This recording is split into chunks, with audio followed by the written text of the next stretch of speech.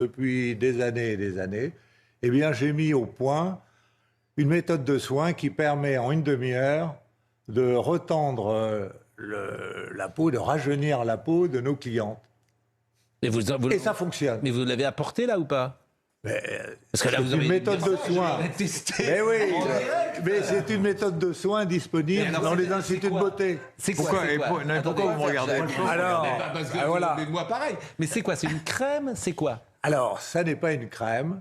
C'est un procédé révolutionnaire. C'est une première mondiale que nous avons créée dans nos laboratoires et qui vise à refaire de la peau jeune.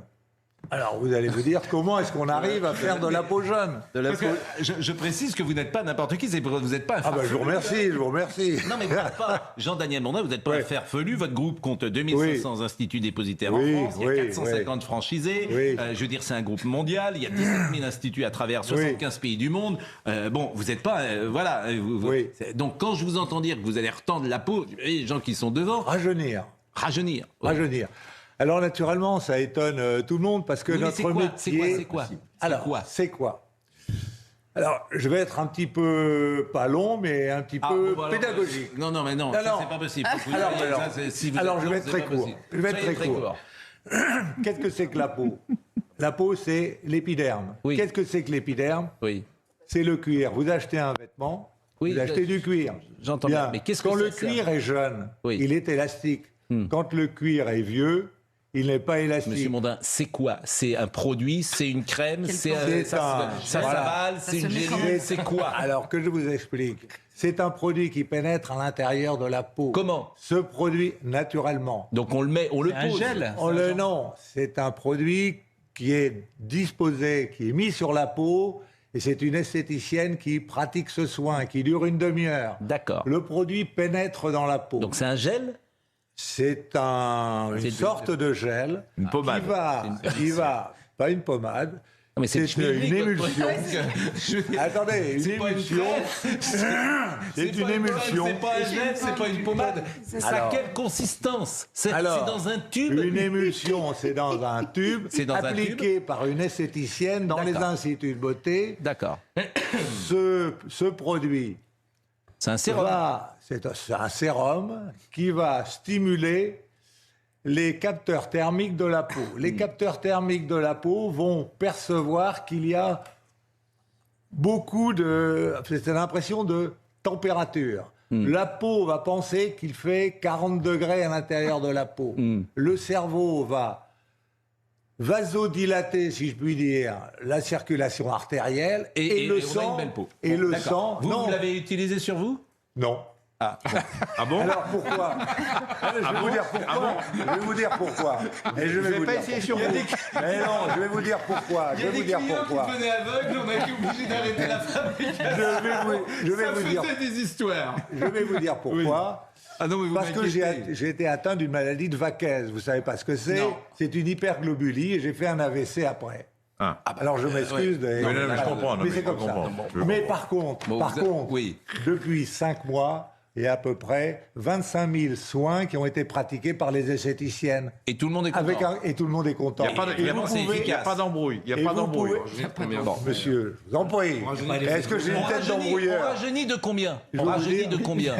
Vous rajeunissez visiblement, et même nous disons à nos clientes de venir avec un smartphone pour prendre leurs photos avant-après. Bon. Parce que nous sommes tellement sûrs du résultat, parce que notre métier est fait de promesses.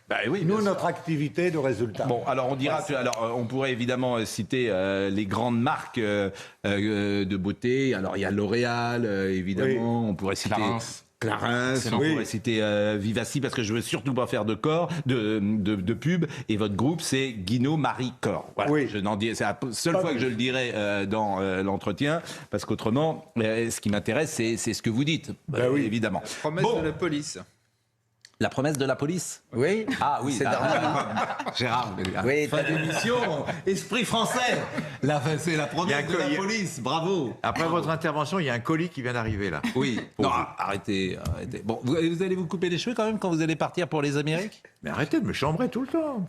Non, mais... J'ai les cheveux un peu longs. Non. Pas du tout. Ça vous va bien.